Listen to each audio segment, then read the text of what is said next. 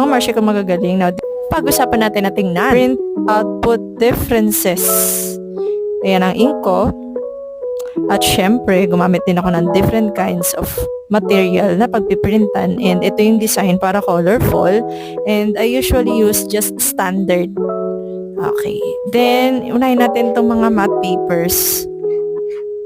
Ayan. So, ipiprint ko na siya. Small size lang din para mabilis lang yung printan. At iyan na siya.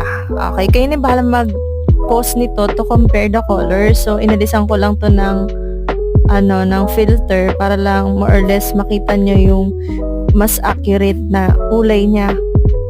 Okay, yan yung mga matte, apat yan yung mga materials ko dito sa shop ko. And then, ito naman yung glossy photo sticker na same din ng glossy na photo paper. Tapos yung C2S, yung nasa kanan.